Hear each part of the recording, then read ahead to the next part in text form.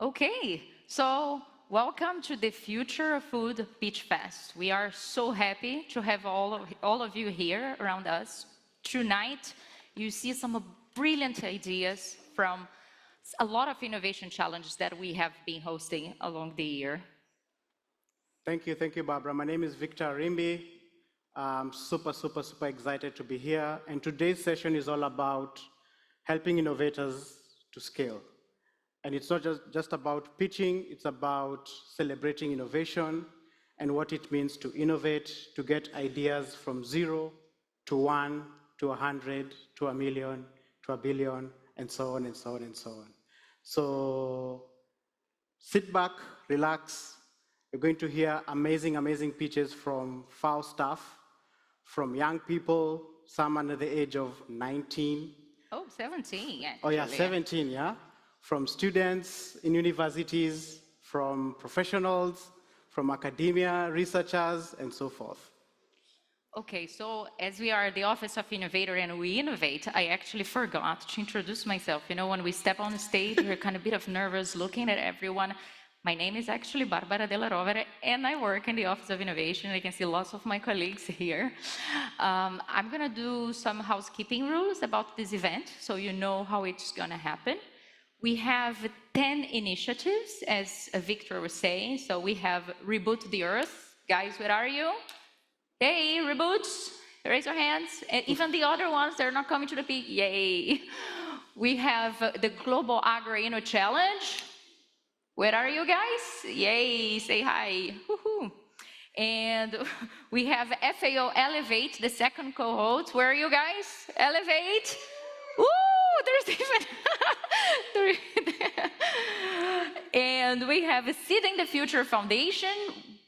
Where are you guys? Yay, there's more Seeding the Future. Yeah, very good. And we have the winner of the World Food Forum Challenge. Where are you? Yay!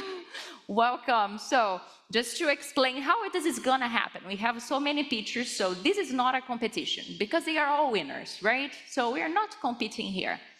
They will all pitch for 90 seconds. It's super hard, but they are so smart. They're gonna, I'm not doing it, but they are doing it. Yeah. So, anyway, so they're gonna pitch for 90 seconds, and we're gonna divide this like in 2 rounds of affiliation, right? Because it's easier. So one reboot, one GAC, and so on. Yeah. When they're done, we're gonna stop everything and asking you guys to vote. You might be seeing QR codes there, but we are also gonna have a QR code here. And after that, you will vote for what? You will vote for the innovation that you wanna hear a little bit more about. And the 3 winners will get to come to the stage and pitch for 5 minutes for our amazing board of experts. Thank you so much for being here with us tonight and for your time. We know you're busy. So without much further ado, and I don't want to get nervous. I saw my boss is there. He arrived, right? Did you see him?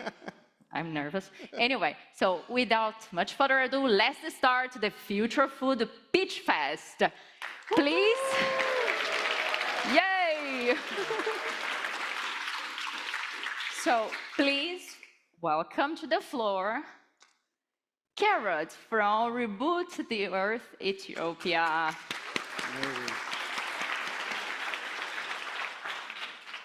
Carrot, you know the rules. You have 90 seconds. Here you go. Here's the clicker.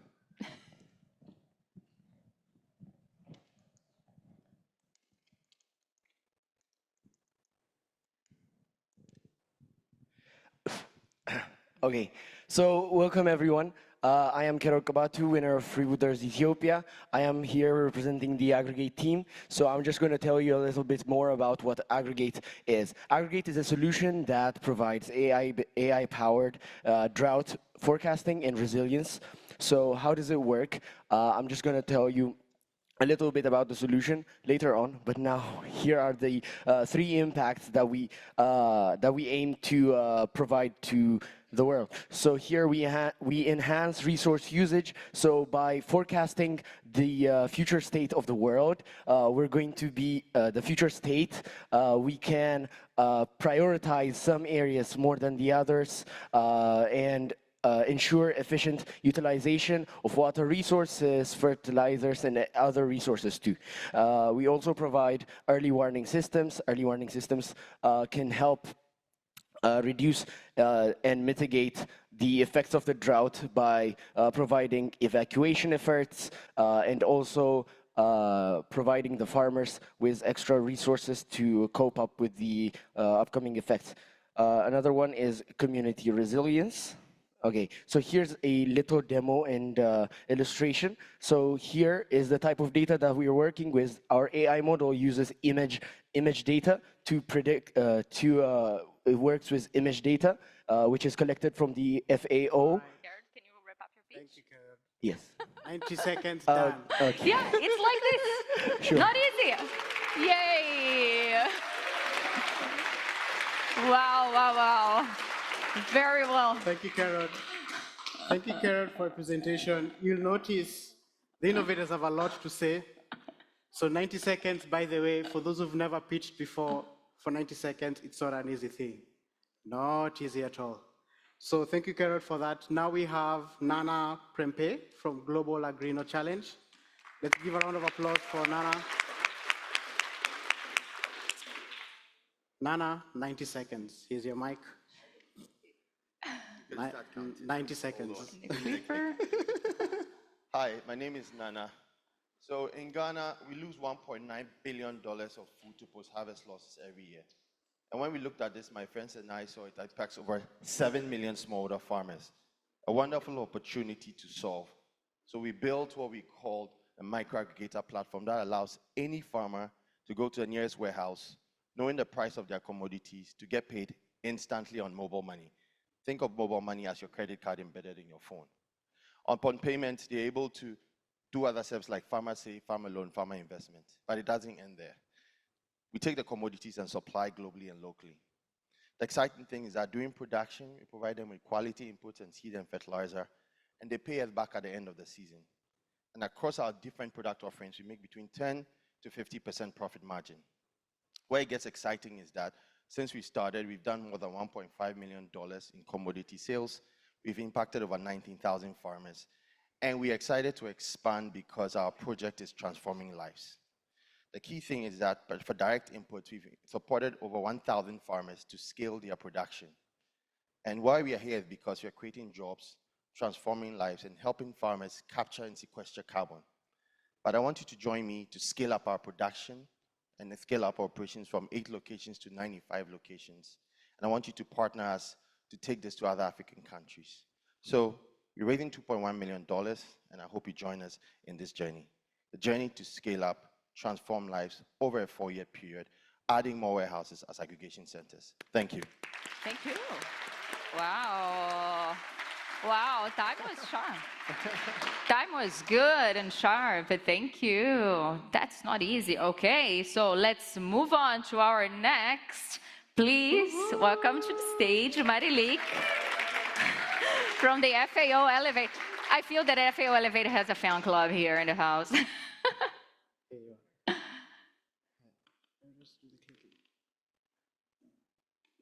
Okay, we have some help for the team member.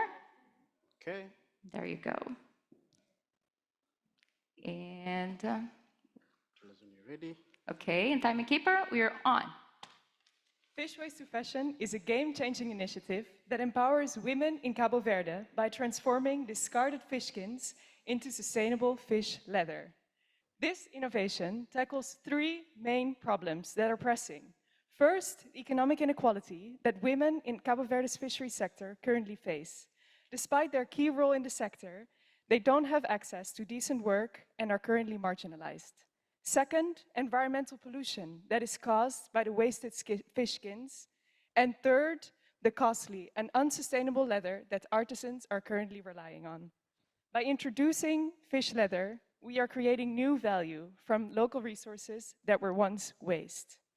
So, we're doing more than just tackling the waste issue. We are providing women with real economic benefit, with additional income, and with a strengthened role in the supply chain. At the same time, artisans gain access to cheaper, locally produced, and higher quality material. Fish leather is more than an innovative material. This is a transformation for the global fashion industry while empowering women and protecting the environment. If you're still not convinced, I've brought you a sample, so you can come see for yourself. Thank you. Thank you. Thank you. Thank you. All right, thank you, Marilik, for your presentation. Next up, we have Jawar Ali from Seeding the Future Foundation Challenge. Jawar Ali, take the stage.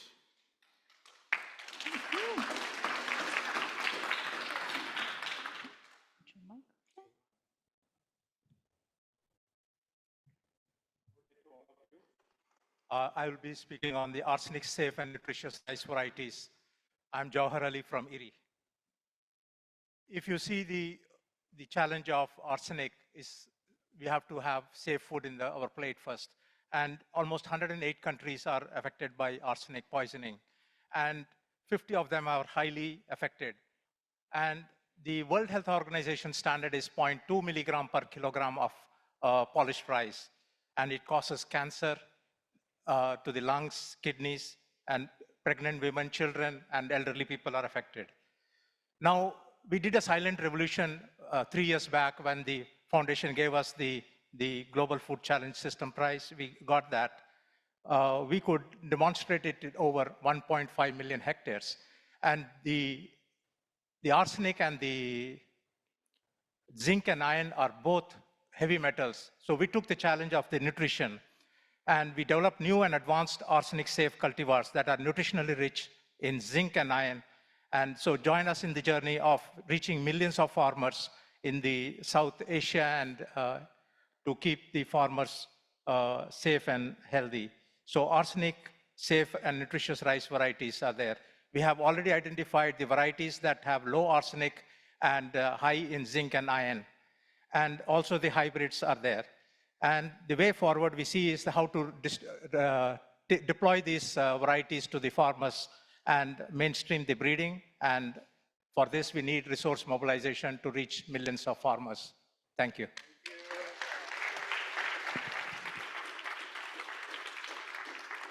Thank you, Jawar. It's always impressive. PG 90 seconds. Oh my God. Oh, couldn't make it. Oh. Okay, so next on stage we have Maya Sherman from Reboot the Earth, India.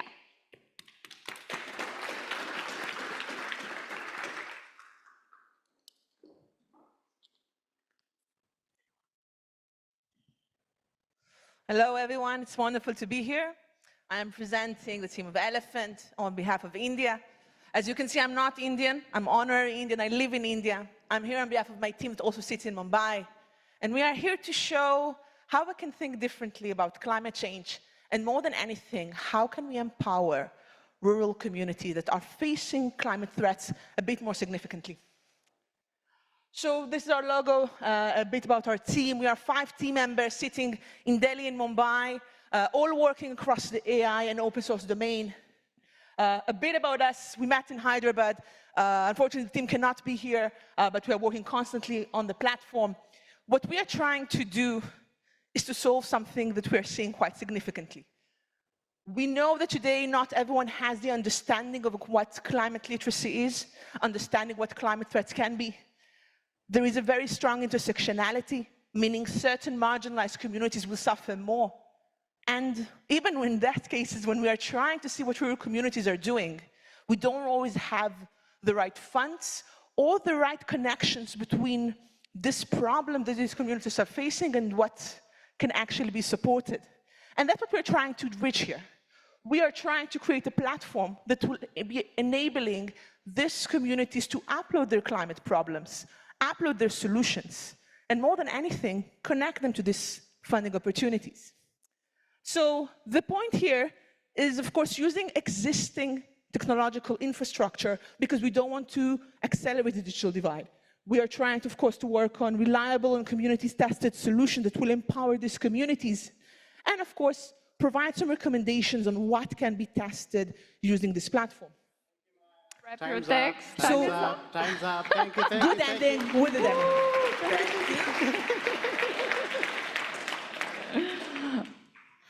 All right, Wow. so we're done with the first round of pitches.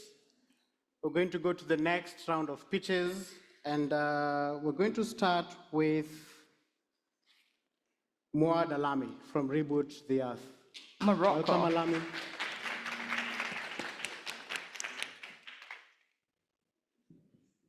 Remember, 90 seconds.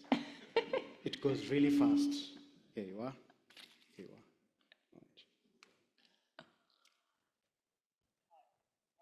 are. Oops. Okay, freeze the time, please. Timekeeper, let's just start over. Is your microphone working? No? Microphone, please. Is it good? Yeah? Can you try? Yes? Yes, good. Now, timekeeper. Let's go. Hi, my name is Muad Alami Mashishi with Team H2 Observe. Do you remember the first time you learned about time travel and you dreamt to travel and see the future? Well, I bet the future that you imagined looked nothing like what our leading scientists are expecting. Low yields, water shortage, and with the agricultural sector requiring a lot of water, just look at Morocco, which it takes 89% of available water for the irrigation alone. So what if we could reduce that, maybe lower it down to 70%? Now that's where H2 Observe, our solution, comes into play. It's a smart irrigation system that is based on AI. It uses remote sensing, it uses open source software, it uses open access data in order to provide valuable insights. It tells you how much, and when to irrigate. And it does that. These are just starting points for H2 Observe. This is based on years of PhD research of AI engineering, and it has gained the support of the Moroccan government through the Digital Pole of Agriculture. So the Ministry of Agriculture has allowed us to reduce significantly the amount of time necessary for our project plan. It went from an ambitious 12 months to launch the prototype all the way down to 5.5 months. Now, I want you to just close your eyes and imagine a new world now where H2 Observe is helping reduce water use not just in Morocco, but all over the world. Now, I bet that's a world, that's a future where you'd want to be. I know I would. Thank you. Thank you so much. And now, next, we have Robinson Lopez from the Global AgroInno Challenge. Please, the stage is yours.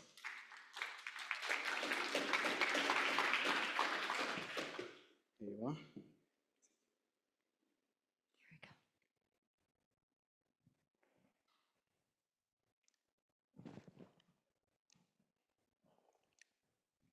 Everybody's asking my information again.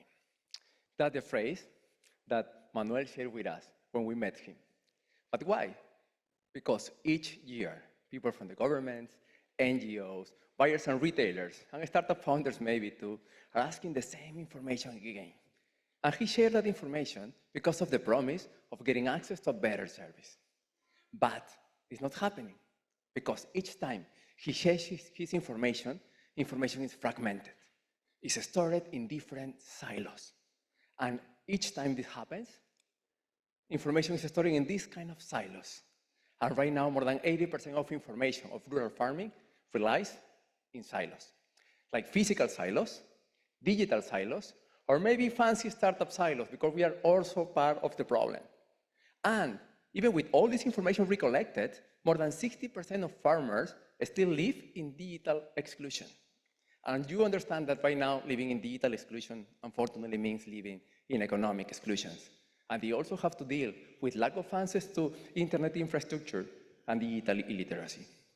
But imagine for a moment that a farmer could own his information, share it when he wants, and get access to financial services, to the government services, and just with this kind of simple cell phone, these kind of simple devices, that using voice and biometrics.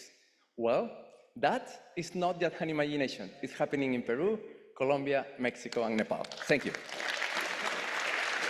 Next we have Mikhail O'Malley. Michael Millie. Michael, You know, the thing of Michael. working in international organizations that we don't know how to pronounce the name of our colleagues, and I've learned that today. Michael O'Malley. Welcome, Mike. You know, my dad is called Michael, so. Here you are. All right, 90 seconds. Okay, just timekeeper, can you just, yes, just, you have, I think go back, can you, just go next. next, next, There you and there you go. Okay, All right. and we're on. Hello. My name is Michael O'Mealy. I'm a climate finance specialist in FAO's Regional Office for Asia and the Pacific, and I'm excited to share with you an opportunity to help solve one of the world's most pressing problems. As you may know, smallholder farmers produce about 1/3 of the world's food, are highly vulnerable to climate impacts, and are essential actors in reducing greenhouse gas emissions to mitigate climate change. Despite this, they receive a meager share of climate finance and have unmet financing needs of $170 billion each year, meaning they don't have the resources to adapt to climate change, adopt new practices, or improve their lives. In this context, countries must find a way to directly finance these farmers for food security, climate resilience, and to achieve their national climate change commitments. To help solve this problem, we are developing and piloting an unprecedented food security green bond that enables farmers to adopt climate-smart practices, technologies, and innovations at scale. And we have specific opportunities for you to contribute and invest, to support countries worldwide in issuing this new bond, to close the finance gap for smallholder farmers, and to accelerate climate-resilient, low-emission agri-food systems. We invite you to join our team. Thank you. Thank you. Thank you, Michael. Oh, oops. Okay, so next we have Shanu Saran. I hope I'm pronouncing your name properly. And she's from the Seed in the Future. Please, welcome to the stage.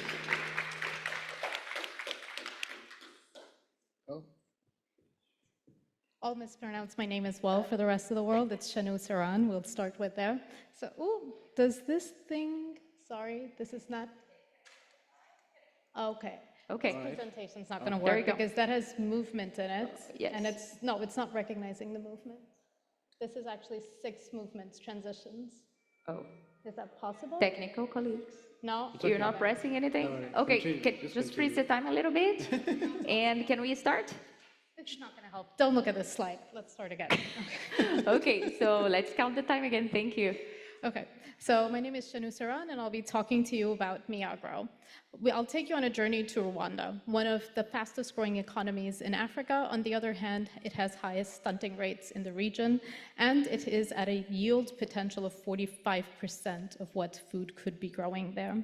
The causes behind it are agri-inputs. The fact that something like animal feed is 100% imported, and that results in something as simple as eggs being 30% more expensive than neighboring countries. Fertilizer, also 100% imported, resulting in 15% usage in the country. And on the other hand, it has a population that's growing at twice the size of the global average, resulting in not knowing what to do with the food. And sorry, I was going to switch, and they took away the presentation. Continue. Oh, Continue. no? It's okay. Okay. So, the solution, the magical, adaptable, indigenous black soldier fly. What happens is basically we are diverting food waste from the landfill, feeding it to these special flies. Their larvae are high-protein agri-inputs, along with the lipids that come out of the larvae. And all of the waste from this is a magical, soil-healthy biofertilizer. With the model that we have taken, we would be basically augmenting 20% of the market in both fertilizers and agri-inputs. And this is possible through a strategic partnership that we have with one of the world's largest insect companies, leveraging what they have been doing for the past 10 years and leapfrogging the R&D and bringing it at scale to the country. So we welcome you to join us. Thank you. Thank you, Shanu. Thank you for your presentation. Next, we have Detelina Vasileva from the Startup Innovation Award. Please take the stage. Woohoo! And I hope we pronounced your name right. It was perfect, and I have just one slide, so it will be nice and easy. So we at Altered Carbon have developed a digital nose, giving computers the sense of smell so that we can detect early signs of spoilage in food. And this can be in the farm. There's a picture of pests here, red spider mites, that we can teach our sensor to detect so that we can reduce the use of pesticides, increase crop yield, and we can also detect issues with food in storage and transportation. We can teach our device to detect diseases in livestock monitoring and basically revolutionize the way that we manage our food supply chain. We're a Bristol-based startup. We have an AI platform which holds all of the models, the machine learning models that help our nose identify the different scents. And it's a graphene-based chip that is this small, and in the future can be integrated into mobile devices, and you may have one in your phone a few years from now. Thank you. Thank you. Well, what do you have to say, Victor? Well, amazing 10 pitches, and we're about to go to the next phase, which is voting. And this is special because everyone here has a chance to vote. And the idea of voting is not really to vote for winners, because all the innovations you've had are winners. I mean, that's the whole idea about this session, to celebrate innovations. But the idea behind the voting is for you to select the innovation that you want to hear about more. So on the screen, you can see there's a QR code, there's a Mentimeter link. You can use either of the two options. It will take you to the Mentimeter voting webpage itself. Let us know if you're having issues accessing it. We left the QR code also printed on some seats scattered across the room, so you could use that as well. We're going to allow that for 2 minutes, and then we're going to play a bunch of videos just for you to get more information about the different programs, both FAO ELEVATE, which is our Incubate and Innovation Fund program, Seeding the Future, Global AgroInno Challenge, and Reboot the Earth. So, And the World Food Forum. Yeah. As well. Yes. Yeah. Yeah. Okay, so it's voting time. We talk to you in 10 minutes, right? So claps for all the nice speeches. Thank you. You did excellent. All right, we'll be back here in 10 minutes, ladies and gentlemen. Thank you.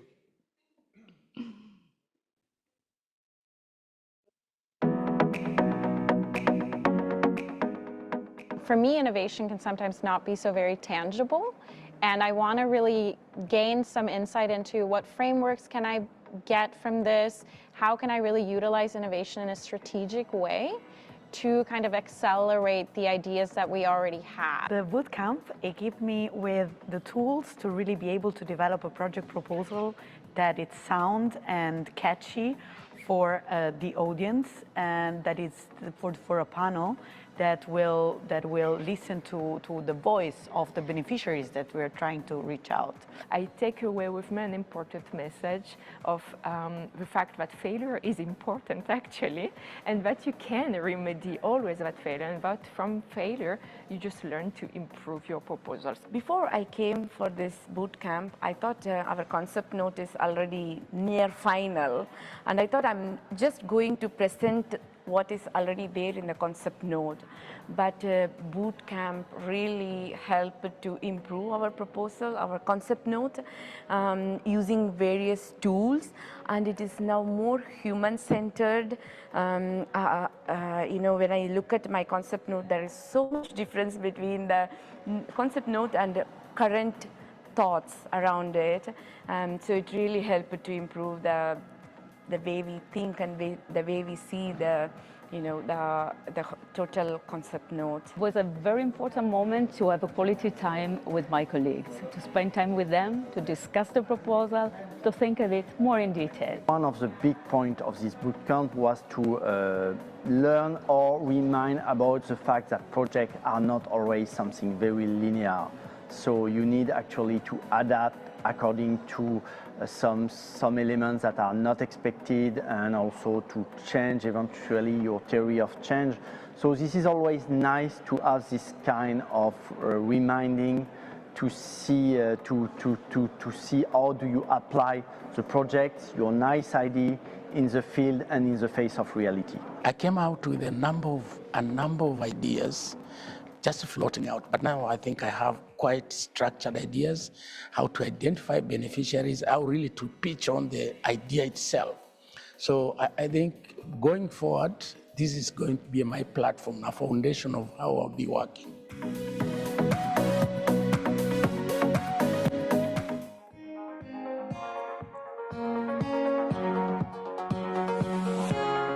(202 applications, 42 countries, and 10 finalists. This challenge is about harnessing the power of the youth and innovation to reshape the future of agriculture. Technology and creativity are crucial in addressing global agri-food challenges. Innovation is key, addressing food security challenge and empowering communities worldwide. Meet the future of agri-food innovation, from robotics and smart irrigation to digital identities for rural agriculture.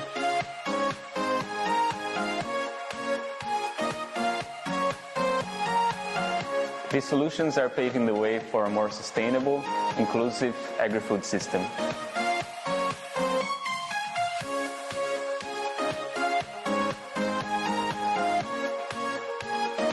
Join us in empowering the new generation of change makers.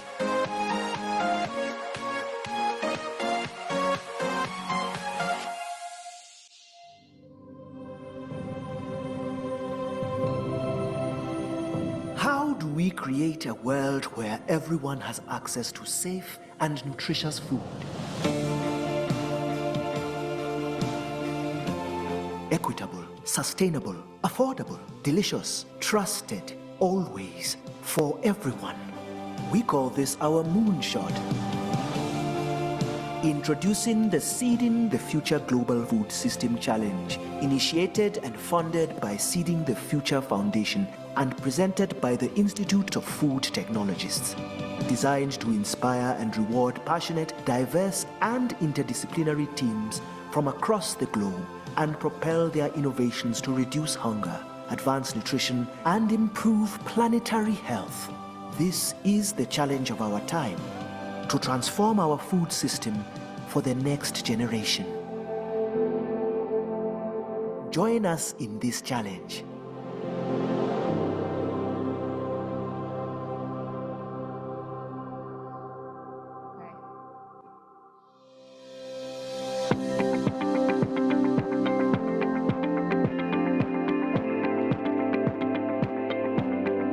What would you do if you could reboot the Earth? This is the question we asked young folks in New York, Hyderabad, Addis Ababa, and now in Rabat. Reboot the Earth is a groundbreaking initiative co-hosted by FAO, the UN Youth Envoy, UNOICT, Salesforce, and the Digital Public Goods Alliance. This event brings together young innovators to create digital solutions that address the climate crisis and transform an agri-food system.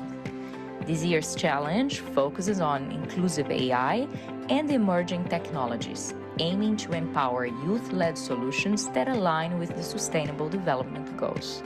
The Reboot challenges are not only about competition, but also about fostering a global community dedicated to climate action and sustainable development. Here in Rabat, we are hosting this session with the support of the Digital Pole. Participants in the challenge are offered a unique opportunity to collaborate with a diverse network of mentors and experts from leading global organizations. They are expected to leverage open data, AI, and cutting-edge technologies to create innovative solutions aimed at increasing agricultural productivity, managing climate risks, and diversifying rural economies sustainably. 4 teams will receive seed funding to further develop their solutions and present their innovations in Rome during the FAO Science and Innovation Forum. The Reboot the Earth Challenge exemplifies the power of multi-stakeholder collaboration, bringing together diverse perspectives and expertise to driving meaningful change. When you participate, you are joining a global movement to reboot our planet for a sustainable future. Join us and let's reboot the Earth.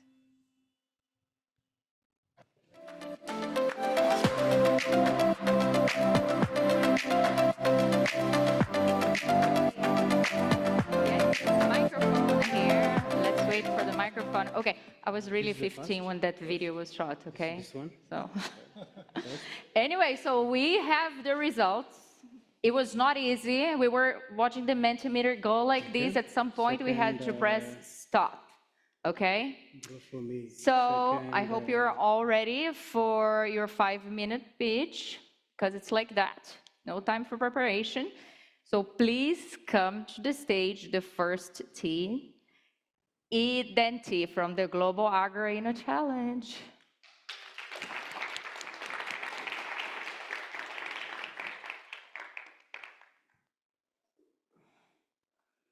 Okay, yes, wait, hold on. We don't have the clicker. Victor, do you have the clicker? Yes. Just don't worry, your time is not counting right now. We have the clicker. Okay. Microphone? Yeah. And 1, 2, 3, you have 5 minutes now. Okay, thank you. So I explained a little bit about the problem, so let's start from the problem. So I share with you that actually what we solve is this kind of problem of reduced data duplication and data isolation. So what we developed, actually, it's a way that right now stakeholders like governments, service providers, buyers and retailers, and different kind of business can speak the same language by putting the farmers in the middle. So now the farmers can decide when information is shared. So he stores and all the information right now just with a simple phone call. But how it works? Well, we have developed a voice biometric. So farmers, just for any kind of device, just with a simple phone call with their voice, can authenticate himself and decide when information is shared. And we put all this information in a really well-structured format so everybody can understand. Because I know that even 2 master scientific could not be agreed when they speak about how they manage information, when we solve that problem. And this is how a voice biometric looks like. We have built a way to give voice to the voiceless, because we have built a voice biometric so each farmer can have a voice fingerprint about himself. And right now, more than 20 organizations have trust in this, and we are building the standard for digital information of the farmers with Inter-American Development Bank and IFAD to help everybody to adopt this and reduce data duplication and isolation. And this is how it looks like. Imagine a farmer that is selling their production to a retailer, have information about their incomes, about the quality of their product, and can share that information right now with a financial institution to get access to a loan. And this is happening right now, but sometimes a demo is better. Okay, there's no audio, but I can explain to you. Ahora necesitamos que digas tu nombre completo para verificar que eres tú. Al finalizar, presiona asterisco. John Espinosa Santa Cruz. Toda la validación, así que para consultar su saldo, marque 1. Para hacer una transferencia, marque 2.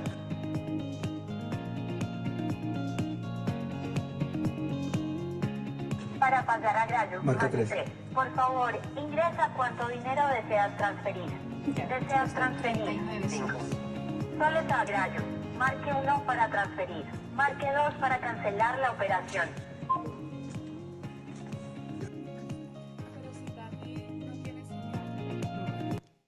And that has been trained even with local dialects, because we know that in rural areas, without access to internet and just these kind of devices, that was needed. So thanks to this right now, more than 20,000 farmers can get access to this digital wallet. More than 30,000 transactions of data sharing between stakeholders have occurred, and more than 3,000 verifications of zero deforestation have occurred because in Amazon rainforest, UDR is a big problem right now. And we are helping 3,000 farmers to prove their sustainable practices to sell their production to European Union right now. But we understand that we cannot make it just by ourselves. That's why we're building an open ecosystem. So we have compliance with the Centralized Identity Foundation to make this available to different kind of solutions that also are trying to solve the same problem. Also with compliance with the EIDAS from European Union, and we are really seeing our solution, our framework, as open source in Apache 2 license. And actually, this is a big opportunity. Just in Peru, it represents $3 billion sold operation that happens in rural areas, and in the world, it represents 600 billion operations. But I kind of understand that some of us have seen this kind of number before. But we have validated this. Last year, we have made sales for $30,000, and this year we have more than $200,000 sales to validate the opportunity of the market, because it's not just a problem. And how we make it work? Well, we have a setup fee for government and NGOs to get into the ecosystem, and we're charging to service providers like financial institutions each time information is shared. And we are planning to split the shares with farmers too, because it's his information. And this is the amazing team who make it possible. Christian Acuña from Chile, actually, Hugo that is here, my co-founder, and me, that I'm like a nerd guy of the team. And also we're working with really smart people, like Dario Jimenez from Cabify, the first unicorn in Spain, and Consensus, that is a really big blockchain company. And this is the amazing team who is making possible. Let me introduce them. And thanks to these beautiful guys, right now, we are working in Peru, Colombia, Mexico, and Nepal this year. So I invite you to help us to reach more farmers. We are asking for $300,000 to reach 100 organizations, and let's work together to leave no one behind. Thank you. Thank you, Lorenzo. Yeah. Thank you, Lorenzo. And the next finalist, Nana from Grow For Me. Welcome to the stage.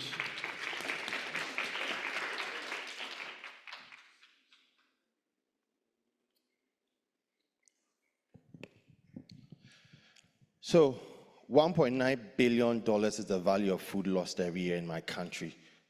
And this affects more than 7 million smallholder farmers. To us, it's an opportunity to actually solve a problem and create wealth, an opportunity estimated to be a $20 billion industry for farmers who have a feature phone. We are operational in Ghana, but incorporated in other 5 African countries we want to scale to. The key thing is that these farmers lack ready markets, and hence their food go bad, and it puts them in poverty. But here's when the story changes. This is Rafiatu, a female farmer, who from her farm, she knows exactly how much she'll be paid for her commodities if she goes to the warehouse. And of course, Alpha warehouse manager will check the quality before she approves for payments. She gets paid because she knows exactly how much is available in the warehouse and what the price of a commodity is.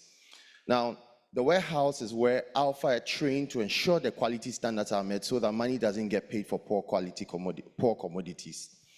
Once she has her money, she can choose to save them under Farmer Save, or buy insurance for the next farming season, or better still, do farmer investments. The exciting thing is that it doesn't end there. During the production season, we provide her quality inputs like seed, fertilizer, and mechanization services.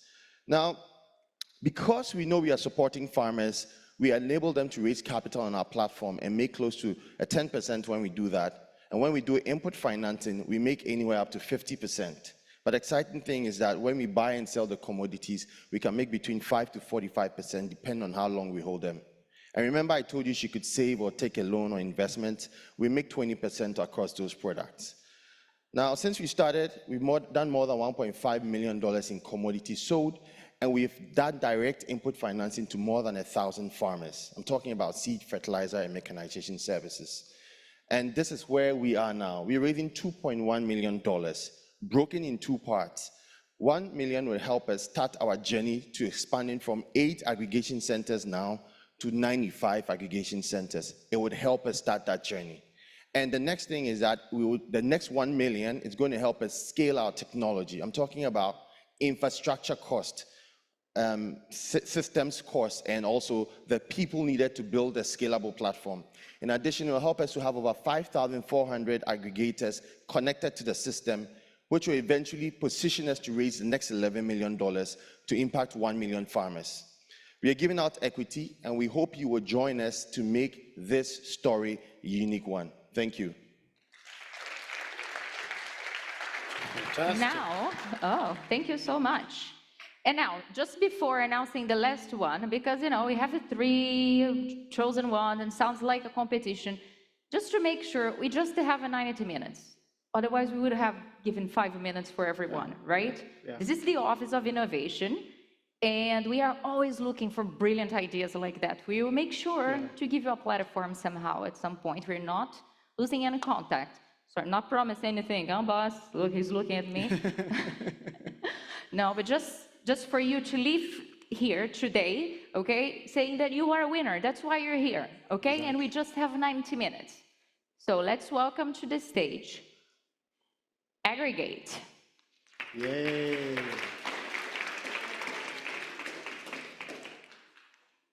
Carrot, do you want to tell them how old you are? Okay, so to answer your question, I'm 17 years old. Yeah, so I'm just gonna get straight into it. Thank you. Thank you. Okay, so I'm just gonna go straight into it. So my name is Kerod Kabatu. I'm the Rebooters winner from Ethiopia. I'm representing the Aggregate team. So Aggregate is basically a solution that uses AI to power drought forecasting and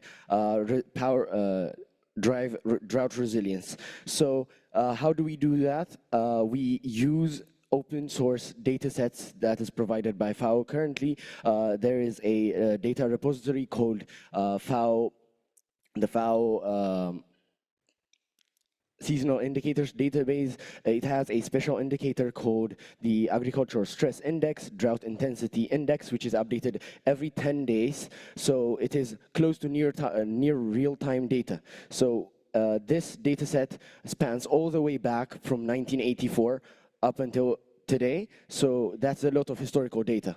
And AI algorithms are very honed in, are very skilled at extracting patterns, especially when there's a huge amount of data. So by using image-to-image algorithms, we were able to model a prototype algorithm to predict droughts in advance. So while doing this, we were encountered by a challenge. So the challenge we encountered was that the data, because it was done through remote sensing, it didn't have enough resolution. The time span is also the time step is also a bit huge. So what we did was we came up with this custom data collection infrastructure, which is sensor-based. It's a swarm architecture, so it's scalable. It's easily scalable. It's distributed for redundancy, and it's also self-sustaining using natural energy sources like solar power. So these nodes will be spread out on a farm. So let's say you are a farmer, you own a private farm, you want to digitize the way you do farming. Now, you cannot rely on this data because it's just very low resolution that doesn't provide anything custom. So this one, it uses these nodes and collects data like humidity, moisture, pH levels, NPK levels, nutrient levels, so that this system can also integrate with other digital agriculture-based systems. Like, let's say you have drone systems.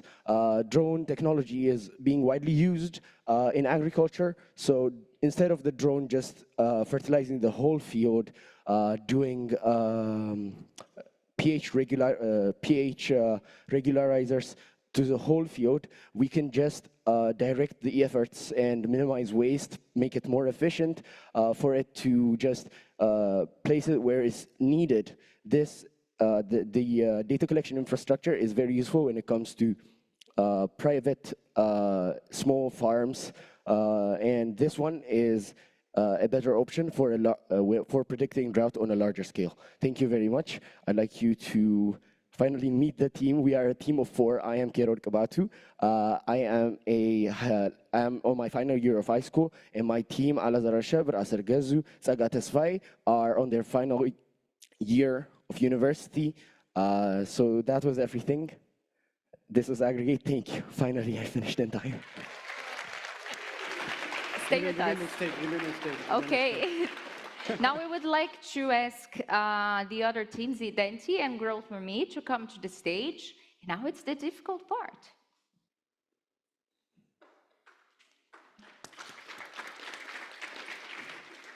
So our panel, this is the time you can ask all the questions that you have. Yes, I think so I'll let's request for some mics. Let's start. Professor Ray, can you, is your mic, I hope that all the mics are working here on the front seat. Let's test. Yeah, great. Okay, so let's start with Professor Wei from Zhejiang University, China. Okay, so thank you all for the wonderful presentation and a very good idea or innovative solution. Anyway, all this, the 10, I think in terms of technological innovation, market perspectives and inclusiveness are already quite good. So I want to emphasize, so ask the question maybe to all of you 3. So if there are any specific innovation in terms of business model, why? Because the technology is there, and the market in the future is good maybe, but you know, generally speaking, the agriculture in all over the world, I believe, are not very easy to make money, especially this kind of large-scale company. So if you want to really implement the good idea and make it happen, make it profitable, I think the business model is really important, because you merely share with us the innovation, technology, or the usage in the future, and so on. But I want to know. Yeah, that's a general question.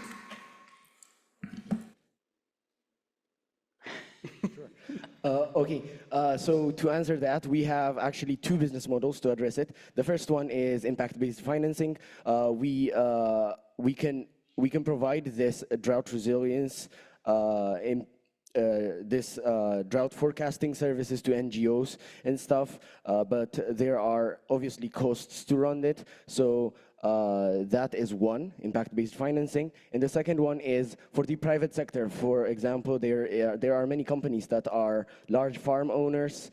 So if they want to optimize their operation and stuff, they want to implement this, our system, then we can directly contract for them. We can implement this system for their farm, for their specific situation, integrate it with any other system they have, for example, like their other drone systems, etc.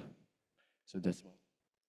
So before I answer the question, I want to be very clear about the question. How are we going to have a sustainable business that scales? I think primarily that's the question. So in our case, we understood that building solutions for farmers should have inherent value for the farmer and should make business sense.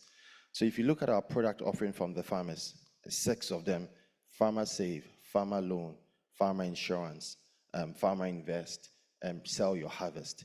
Every single one of those products have a business model behind it. And for the financial service, we make a flat 20% across.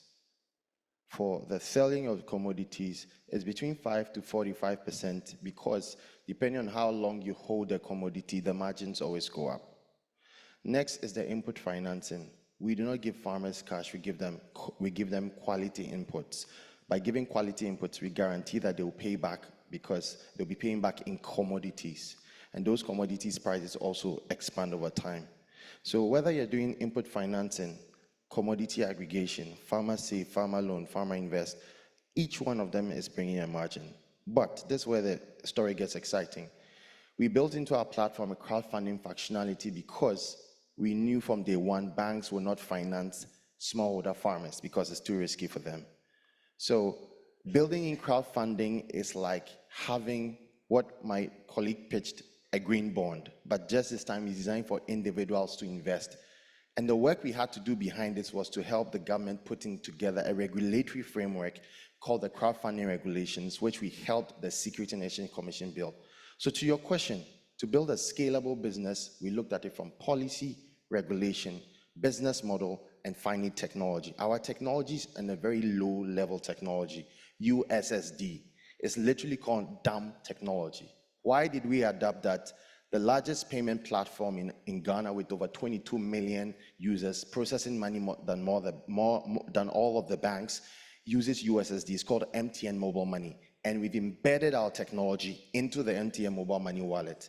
And that is how we achieve scale. So we look at this not just as Ghana, but that's going to be the model we're going to replicate in other African countries and, interestingly enough, other Asian countries that have similar smallholder farmer models.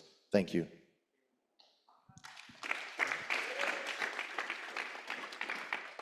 I just want first to agree, actually, it was an amazing answer.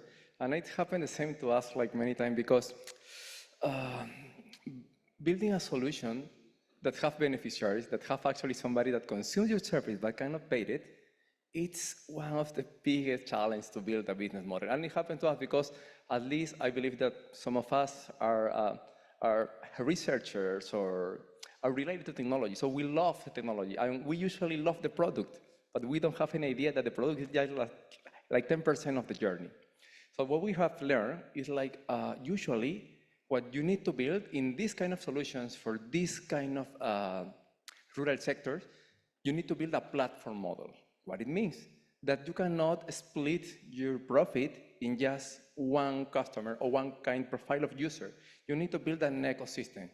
And what we needed to do, because at the first time, to be honest, we made the same mistake that everybody. We go to the farmer and ask them, hey, would you pay for this? And the farmer say, of course, I will pay it, I love it. And then at the next month, they say like, nah. So it happened to us. We try SMS for payment and it doesn't work. But when we understand that NGOs and government have the problem, like each time that they start a project, they have to do this baseline. I know that if you have developed projects, you know that. And it's a huge cost to start over again the project. They end the project and an information just is there and they have to start over again. So we say, okay, here's information. And in the other side, financial institutions, input suppliers, they say, I would love to offer a service to the farmer, but I have to send somebody in a motorbike to make an interview to understand what is his need. He's really a farmer. He really has 2 hectares. So that we say, okay, everybody's paying the overcost, or not, we say like everybody and the farmer too. So that's why actually we decided to build a model to split the cost of getting information, build a collaborative ecosystem, and that's actually what we need to build, ecosystem. And that's why we're doing open source, because we want to other entrepreneurs to build in top of us. It's the only way. One is a small number to solve big problems. Okay. Thank you. So now, unfortunately, as the time we remember the 9th. Anyway, so I'm just going to ask our board of experts to direct the questions to one of our, unless you really have like 3 questions, but if you could direct to one of them, and for all the other colleagues as well. Thank you. Oh, just as I forgot to ask the microphone, please. Okay. I just forgot to ask Professor Wei because we know each other, so I presented himself. If you could also present yourself before the question, that would be great. Thank you. Yes, so my name is Mirva Lampinen, and I'm coming from Technical Research Center in Finland, and I have been running the accelerator program quite a while. But my question is more about related for the data. So when we are talking about this like a fair data economy, I know that you all actually working with that. And when you are handling the data, it's really important that you actually have the trust of your ecosystem. And so how you have made certain that you actually have a really like a safe data system and it's also fair with all the participants of that ecosystem. And I will be addressing that question for you. Okay, for him. It's coming. It's on. It's on. Yeah, okay, sorry. Yeah, so just if I understand really well the question, so it's related to data privacy and trust in information? It's, yes? Exactly. Okay, thank you. So, well, first related to data privacy, it was a really big problem because one of the first problems we have is like we needed to train models with local dialects. So we need voices because there's no such data. Actually, there's no databases of that. So first, what we needed to do is actually build a reward system, and we do the old way. A paper, assigning, and collecting the first information, and we collect around information from 1,000 farmers to first the bird version of the model. And after that, the model will continue like learning each time it was used. And it came the famous GDPR. So, yeah. So how to deal with that? Actually, right now, we are using like devices that the model, so the farmer can go to a place, say the voice 3 times right now, and the voice is stored in the local device. The model builds a template from the voice, so the voice never leaves the device. So in our platform, there's no such thing as audio of the voices of the farmer right now. No. Related to data privacy, one of the things we also understand is like the best way to build trusted data sources is like, as an example, if a farmer's cooperative say that he's working with this farmer and the farmer say that he have, as an example, 2 hectares, we do like social validation. As an example, if he have 2 hectares, he's buying fertilizer from this guy, and the farmers cooperatives are purchasing the average size related to 2 hectares. What we are doing is trying to build like a trust score, because we cannot say that the farmer is lying, but we try to correlate information to build a trusted database. Yeah. Thank you. Okay, let's go to our next question.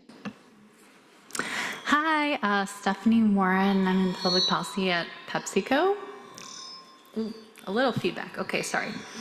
My question is also about identity. I just wanted to understand kind of the ecosystem of your stakeholders a little bit more, because on that first slide, you showed, you know, the 4 different feeding into the farmer in the center, but then on the ecosystem slide, I didn't see so many businesses, and then at the end, you were talking about farmer organizations, and I wasn't sure about their role, so I was just curious about that. Thank you. Well, what we learned is that we need to build the ecosystem in 2 moments. First, to onboard organizations or stakeholders that have a lot of information from the farmer. Like NGOs, of course, from different kind of projects have a lot of information on the farmer. Also, government agencies. So they were like the first that we invite to the ecosystem. So we built like a first baseline of information. And when the information was there, we invite, as an example, financial institutions, input suppliers, and purchasers, because we said, hey guys, here's an ecosystem of trusted information because it's built from different stakeholders that they don't know each other, so there's no such thing as an incentive to lie about the information, so you can connect here. And of course, an input supplier said, as an example, yeah, I would love to, I don't know, give a nutrition plan to the farmer, but I don't know who is buying the production, because if it's organic, he needs some kind of products and others are forbidden, as an example. If they are working with financial institutions, okay, this farmer have a buyer right now? Yeah, of course. The last year, a farmer's cooperative say that he bought, I don't know, 100% of the production. Okay, so I know how much I can lend to him. So first we build the database of information, we provide open source infrastructure to these stakeholders, and then we attract the others, because it's a platform business model, right? So the stakeholders and the service providers. Okay, thank you. Now our last question. Thank you very much. So I would have a question for identity as well, but I will ask to aggregate, because otherwise it's too much. So what makes it different, so your solution, from already existing similar solutions that are out there?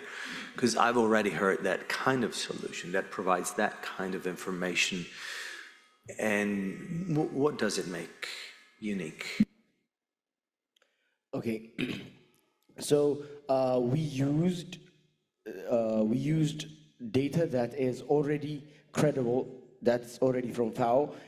By the way, the ASI and drought intensity are not direct raw readings, so they are already an aggregated indicators from precipitation of that area, humidity, satellite imagery showing the vegetation health, and etc. So by using that as the data, by using that as the medium of showing the data and everything, that makes it much more.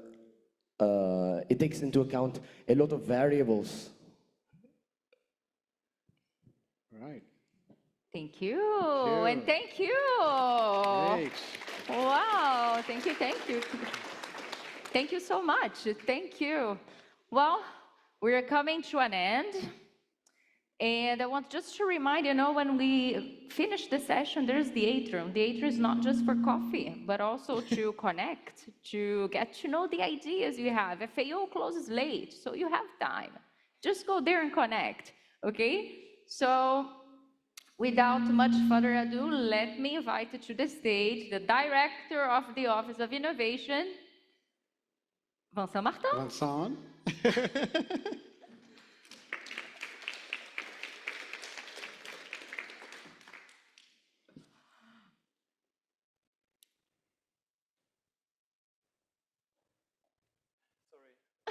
Got distracted, but thank you so much. Thank you so much, Barbara. So what can I say after all these fantastic pitches? I mean, it's just crazy. But see, I can say something, and I say thank you so much, Barbara and Victor. You are really putting FAO on fire.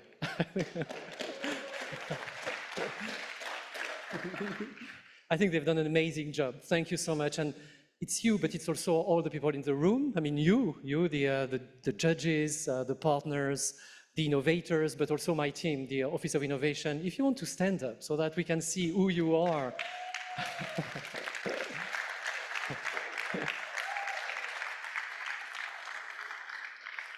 Thank you so much. It was, I will be very short because it's late and you are all tired and so on and so forth.